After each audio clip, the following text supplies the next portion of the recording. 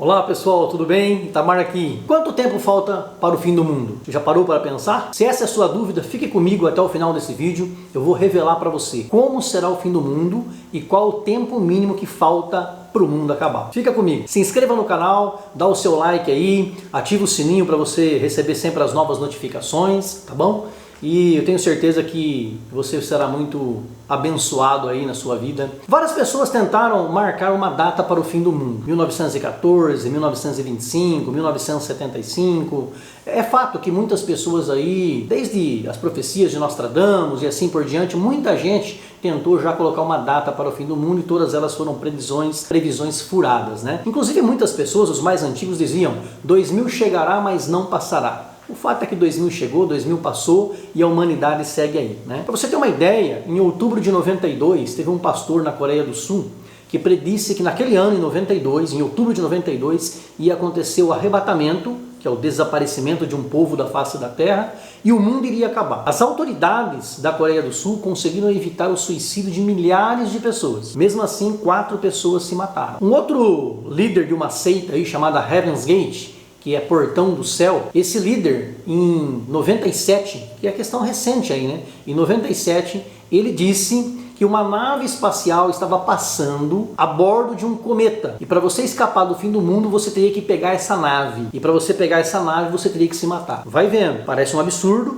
mas o líder e 38 seguidores dele dessa seita se suicidaram em 97. Então muitas pessoas às vezes ficam preocupadas, né, com a questão do fim do mundo. E é por isso que eu estou aqui para poder te orientar e também deixar claro para você como será o fim do mundo de fato e qual é o tempo mínimo que falta para ele acontecer. Muitas religiões aí pregam sobre o fim do mundo. Os próprios muçulmanos, por exemplo, baseado no Alcorão e nos ensinamentos e tradições de Maomé, eles falam que nós estamos vivendo num período chamado aí fim dos tempos, né? E que muitos sinais existem desses fins dos tempos. Que sinais seriam esses? Aumento do álcool, aumento da luxúria, que é o sexo desenfreado, aumento do adultério, e todos esses sinais, aumento de terremotos, mostram que nós estamos no fim do mundo, segundo os muçulmanos também. E eles falam que para acontecer realmente o fim do mundo, o sol vai nascer do lado oposto, aparecerá uma besta que vai surgir da terra, que para eles também simboliza o anticristo, né? E essa besta, ela tem pata de camelo, tem peito de leão, tem orelha de elefante, olho de porco, e essa besta que surge da terra, símbolo do anticristo, também vai configurar no fim do mundo. Mas enfim, eu quero falar para você hoje aqui baseado na Bíblia. Então você vai usar a Bíblia para falar do fim do mundo? Sim. O nosso canal aqui é Deus e Bíblia, eu uso a Bíblia como base e eu vou mostrar para você, baseado na Bíblia, como será o fim do mundo e qual o tempo mínimo para isso acontecer. Vai acontecer semana que vem? Não, não vai. O fim do mundo? Não vai. Vai acontecer esse ano, aqui em 2022? Não, não vai. Como que eu posso afirmar isso? Fique comigo e eu vou te mostrar o que a Bíblia nos diz a esse respeito. Nós estamos vivendo um período chamado fim dos tempos. Esse período, chamado de fim dos tempos, né, ou princípio das dores, é um período onde a Bíblia diz que o Evangelho do Reino será pregado a todas as nações, então virá o fim. Então o Evangelho está sendo pregado cada vez mais, isso mostra que nós estamos nos fins dos tempos, né? O aumento grande de fome, terremoto, peste, tem acontecido. Mas sempre aconteceu na história da humanidade? Sempre aconteceu. Mas no fim dos tempos isso tem aumentado, né? A Bíblia diz e ela prediz que isso iria realmente acontecer. Uma diminuição do amor por se multiplicar a iniquidade. O amor de muitos se esfriaria, diz a Bíblia, e hoje nós vemos, não tem como negar que hoje é cada um por si, Deus por todos. As pessoas estão cada vez mais amantes de si mesmas, procurando seus próprios prazeres, se preocupando cada vez menos com o seu semelhante e mais em satisfazer o seu próprio ego e os seus próprios prazeres, né? As pessoas são hedonistas, elas buscam o próprio prazer nesse século que nós estamos vivendo. E muitos falsos profetas também têm surgido. Qual é o próximo passo agora? Quando nós estamos no fim dos tempos, acabando esse fim dos tempos que a Bíblia chama, qual que é o próximo passo que vai acontecer? É o arrebatamento. O que é o arrebatamento? Se você não sabe, o arrebatamento é a volta do Senhor Jesus para buscar um povo, que ele diz que é um povo seu, escolhido, especial, zeloso de boas obras, né? Que ele chama de a sua igreja. Mas que igreja que é essa que ele vem buscar? É a igreja dele, invisível. Ela pode ser composta por membros de todas as igrejas e religiões, né, que estiverem fazendo a vontade dele, fazendo o bem, seguindo a ele, que aceitarem a ele como Cristo, aceitarem o sacrifício dele na cruz, Todos que aceitarem a Ele fazem parte desse povo dele que Ele vem buscar. Então o que nós estamos esperando hoje, antes do fim do mundo acontecer, é o arrebatamento. Antes do arrebatamento o mundo não acaba. Pode ficar tranquilo quanto a isso. Como será o arrebatamento? A Bíblia diz que ele vem de uma maneira invisível nas nuvens, a trombeta vai ecoar e todos aqueles que estiverem obedecendo a Ele, a sua palavra, vão subir com Ele. De que forma? O apóstolo Paulo disse que nós, os que estivermos vivos por ocasião do arrebatamento, que não morrerem até lá, né? De modo nenhum precederemos aqueles que dormem, ou seja, aqueles que já morreram. Então, quando aconteceu o arrebatamento, a primeira coisa é, todos que morreram em Cristo, crendo em Cristo, eles ressuscitarão, terão seus corpos transformados. E num piscar de olhos, numa fração de milésimo de segundo também, todos aqueles que estiverem vivos serão transformados num corpo de glória, semelhante ao corpo que Cristo tem hoje, e subirão para encontrar a Cristo nas nuvens. E quem ficar aqui na terra, a única coisa que vai perceber é sumir um povo da terra. Isso é fato. Então, aviões perderão seus pilotos, carros perderão seus motoristas, muitos acidentes vão acontecer porque um povo sumiu da face da terra. Espero que você faça parte desse povo, né? Os mortos ressuscitarão, os vivos serão transformados, todos os fiéis em Cristo então subirão para estar com Ele. Esse momento será o quê? Será a separação daquilo que a Bíblia chama do joio do trigo. O trigo sobe, o joio fica. É a separação da igreja de Laodiceia e a igreja de Filadélfia. A igreja de Laodiceia, a igreja morna, aqueles que fazem as coisas de qualquer jeito, que levam de qualquer maneira, esses ficarão. E a igreja de Filadélfia, que é uma igreja que a Bíblia diz igreja fiel, essa sobe para estar com Cristo. Então a igreja de Filadélfia, ela representa o povo que vai subir com Cristo na glória no arrebatamento. Pois bem, quando acontece o arrebatamento, exatamente no momento em que acontece o arrebatamento, começa um período chamado de período de 7 anos. 7 anos no céu, 7 anos na terra, no mesmo momento. O que acontece nesses 7 anos após o arrebatamento no céu? É aquilo que a Bíblia chama de bodas do Cordeiro. Por que bodas? Casamento. Casamento de quem? Casamento do Cordeiro. Quem é o Cordeiro? João Batista, aquele que batizou o próprio Senhor Jesus, que é o primo dele, né? Ele disse, eis aí o Cordeiro de Deus que tira o pecado do mundo. É o Cordeiro que foi morto como um cordeiro, como uma ovelha muda perante os seus tosquiadores, ele foi levado para a matança. Então esse Cordeiro é ele que vai celebrar esse casamento entre ele e a sua igreja. Porque a igreja de Cristo, esse povo invisível, é chamado de noiva do Cordeiro, né? Cristo é o cabeça da igreja, a igreja é o corpo, então ele é o noivo, a igreja é a noiva, e serão 7 anos então celebrando bodas do Cordeiro, celebrando o casamento entre Cristo e a igreja. Nesse mesmo período em que está acontecendo a celebração das bodas no céu, está acontecendo aqui na terra um período chamado de tribulação, que serão 7 anos, ou também pode ser dividido em os primeiros 3 anos e meio de tribulação e depois mais 3 anos e meio de grande tribulação. Porque assim que a igreja sair da terra, a Bíblia Sagrada diz que vai ser abertos 7 selos. O que são esses 7 selos? João, aquele que foi exilado para a ilha de Patmos, apóstolo de Cristo, e que teve as visões ou as revelações do Apocalipse, no capítulo 5 do livro de Apocalipse, ele chorava muito, porque ninguém havia sido encontrado digno de abrir o livro, desatar os seus 7 selos, ou seja, abrir o livro que continha os 7 selos. E o único que foi digno de abrir o livro era justamente o Cordeiro, que ele diz o Cordeiro, a raiz de Jessé, a raiz de Davi, o leão da tribo de Judá, esse foi achado digno de abrir o livro e desatar os seus 7 selos. Quando ele abre, Cristo, esse livro, e ele pega e abre o primeiro selo, sai um cavaleiro montado num cavalo branco, e esse cavalo branco ele representa o anticristo, que ele saiu vencendo e para vencer. É o princípio do reino do anticristo na terra. Hoje o anticristo não reina ainda, porque a Bíblia Sagrada nos diz que o Espírito Santo, que é a terceira pessoa da Trindade, Pai, Filho e Espírito Santo, o Espírito Santo hoje impede a ação do anticristo. Mas quando o Espírito Santo sair da terra com a sua igreja, o anticristo então começa a reinar na terra. Ele firmará uma falsa paz com Israel, que é o povo escolhido de Deus,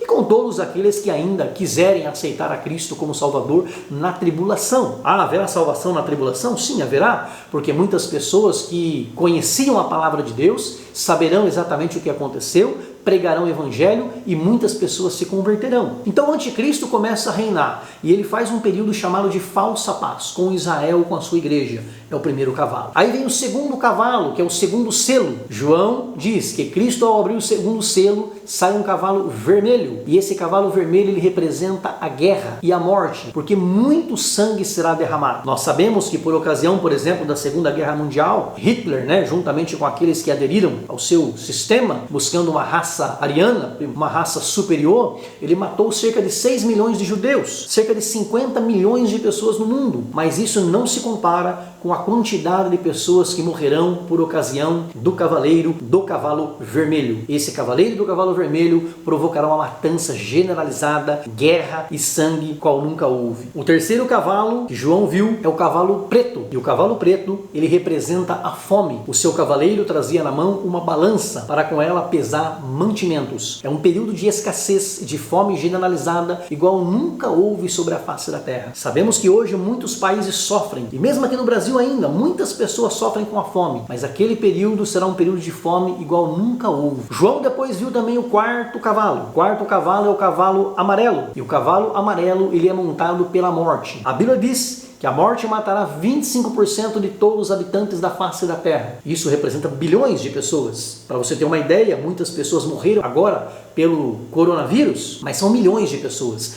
Hitler matou milhões de pessoas, mas naquela ocasião morrerão bilhões de pessoas. Porque imagine você, como nós sabemos que as pessoas que subirão para o céu serão poucas pessoas, Será muita gente, sim, mas proporcionalmente são poucas, porque Cristo disse que muitos são chamados, mas poucos são os escolhidos. Então não serão muita gente que vai se salvar, mas aqueles que ficarem aqui na terra, 25% morrerão pelo cavalo amarelo. Quando o quinto selo é aberto, a Bíblia Sagrada nos diz que os mortos que estão ali, os salvos mortos na tribulação, eles clamarão por vingança. Todos aqueles que morreram na tribulação, salvos em Cristo, clamarão por vingança. E quando o sexto selo é aberto, acontece um grande terremoto. A Bíblia Sagrada nos diz que o céu se enrola, a lua se torna como sangue, o céu se enrola, os poderosos perdem a morte, o céu fica negro. É o sexto selo que é aberto. E quando acontece, o sétimo selo é aberto, aí acontece silêncio no céu, por quase meia hora. Aí você me pergunta, mas haverá então silêncio no céu? No céu não é só adorar a Deus? Não. A Bíblia Sagrada nos diz que por ocasião do sétimo selo ser aberto, haverá não um minuto de silêncio, como nós fazemos hoje, em memória ou em respeito a alguém que morreu, mas será quase meia hora de silêncio no céu, em respeito àquelas pessoas que ainda morrerão, por ocasião das 7 trombetas que ainda virão e das 7 taças da ira de Deus. Depois dos 7 selos, vem as 7 trombetas de Deus. E quando a primeira trombeta é tocada, a Bíblia Sagrada nos diz que haverá uma chuva de saraiva sobre a face da terra. Saraiva e fogo com sangue. E uma terça parte, ou 33% aí aproximadamente, da terra será absolutamente queimada. Segunda trombeta, 1/3 de todas as criaturas do mar morrem. 1/3 de todas as embarcações desaparecem. 1/3 do mar vira sangue. Quando 1/3 do mar virar sangue, 1/3 das criaturas dos mares vão simplesmente morrerem e 1/3 das embarcações vai desaparecer. Terceira trombeta, quando a terceira trombeta ecoar, 1/3 das águas de todos os rios, todas as águas doces agora, todas as fontes das águas vão se tornar amargas, como absinto. Absinto é uma planta da onde sai um líquido muito amargo, às vezes usado até com fins medicinais, muito foi usado já. Todas as águas tornam como absinto, amargas, e muitos morrerão por essas águas amargas. Quando a quarta trombeta for soada, 1/3 do sol vai se escurecer, 1/3 da lua, 1/3 das estrelas simplesmente escurece. Então 1/3 do dia praticamente fica no escuro, 1/3 da noite praticamente fica no escuro, porque o sol, a lua e as estrelas vão escurecer em 33%, é o que diz a Bíblia. Quando a quinta trombeta tocar, abre-se o poço do abismo, e desse poço do abismo vão sair muitos gafanhotos. A Bíblia retrata como gafanhotos, mas na verdade são demônios, que a Bíblia diz que eles têm poder para atormentar os homens como o poder de escorpião, e eles vão atormentar os homens por cerca de 5 meses, atormentando os homens. E o capitão desses gafanhotos, o capitão desses demônios, ele é chamado de Abaddon ou Apolion,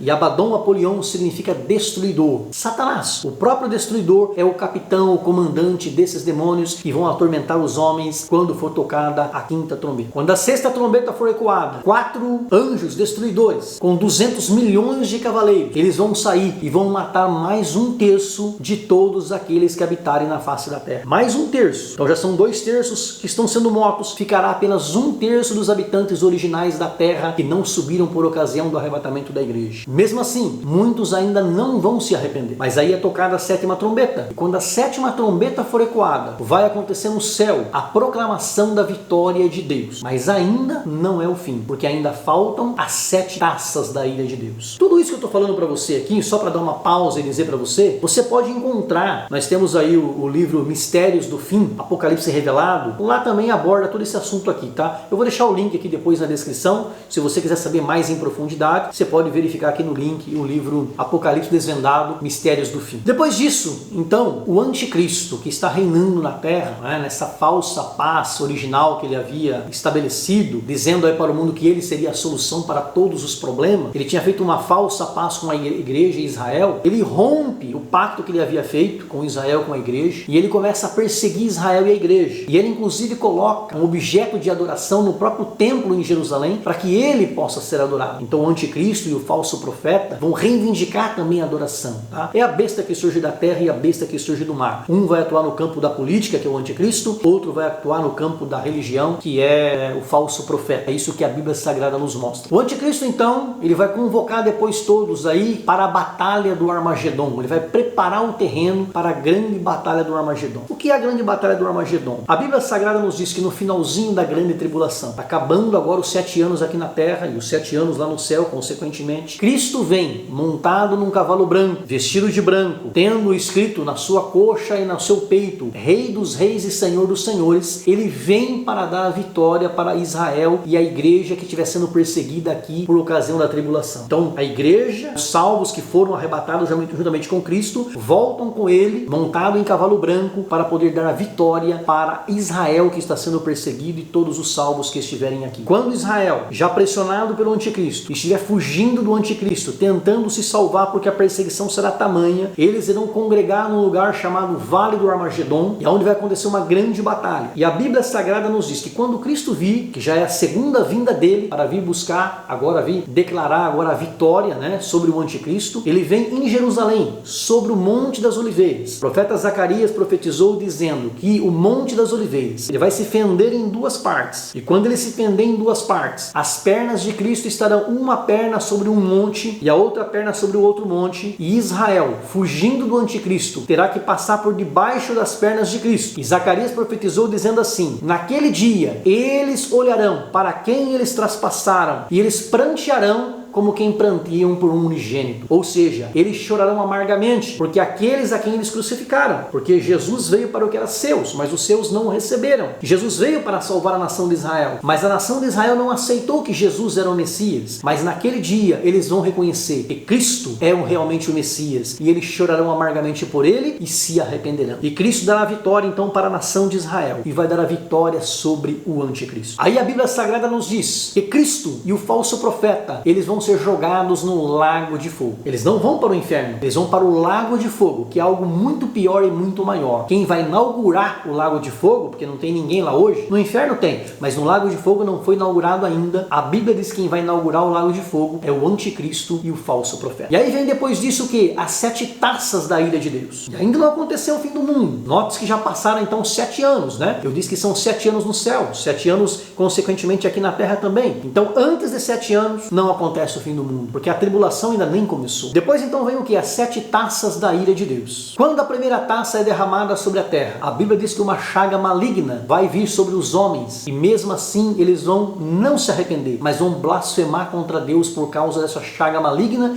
que estará caindo sobre eles. Quando a segunda taça é derramada, o mar se torna em sangue, e todas as criaturas do mar irão morrer. Não somente uma terça parte agora, mas as outras 2/3 partes que restaram, 66% que haviam restado, irá morrer toda criatura que habita os mares. Quando a terceira taça é derramada, os rios e as fontes das águas, ou seja, tudo que é água doce, vai se tornar em sangue. Quando a quarta taça é derramada, a Bíblia diz que o sol se aquece muito, de uma maneira tremenda, e os homens não suportarão o calor que haverá, porque o sol os abrasará. Quando a quinta quinta taça é derramada, o reino das trevas se torna ainda mais tenebroso. O reino da besta se torna ainda mais tenebroso. E os homens chegam a morder a sua língua de dor. Quando a sexta taça é derramada, a Bíblia diz que o rio Eufrates vai se secar. E por que o rio Eufrates tem que se secar? Preparando o caminho para os reis do Oriente, para todos aqueles que vão tentar também socorrer Israel, e para aqueles também que vão guerrear contra Israel, para preparar para a batalha que vai acontecer ali no Armagedon, que é a batalha final de Gog e Magog, que a Bíblia chama. Eles vão convocar ali no final o vale que a Bíblia chama de, simbolicamente, o vale de Josafá. Vai acontecer uma grande guerra, que é a guerra de Gog e Magog,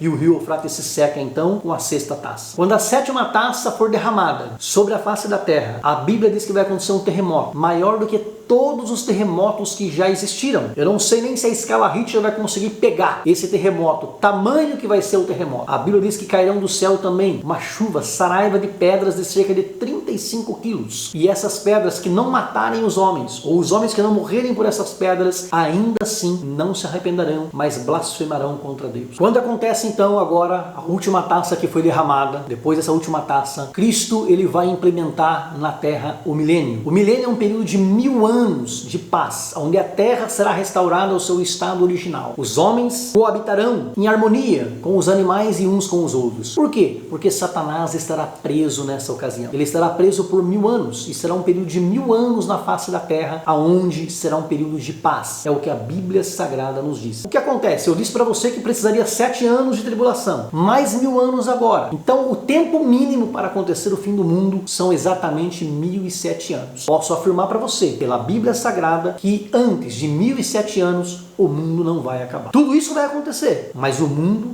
não vai acabar. No finalzinho do milênio, a Bíblia diz que Satanás ainda será solto para tentar os habitantes da terra mais uma vez. E por incrível que pareça, ele ainda converterá muitos para o lado dele. E ele congregará todos para a batalha final de Gog e Magog, que é uma guerra que ele fará ainda contra os santos. E aí, por fim, Deus vai, de uma vez por todas, fazer descer fogo do céu e vai aniquilar Satanás, jogando Satanás e a morte no lago de fogo. E aí Deus faz o quê? Ele faz o julgamento agora do grande trono branco. O julgamento do grande trono branco é o julgamento final, onde a Bíblia Sagrada diz que o mar vai dar os mortos que nele há. A terra dará os seus mortos, ou seja, mesmo aqueles que morreram em todas as gerações, terão que comparecer perante o grande trono branco para dar conta diante de Deus de tudo aquilo que eles fizeram. E é importante destacar que o julgamento não é pelos pecados. O julgamento é por aquilo que for achado escrito no livro. Porque a Bíblia Sagrada diz que serão abertos livros. E aquilo que tiver registrado no livro é por ali que as pessoas serão julgadas.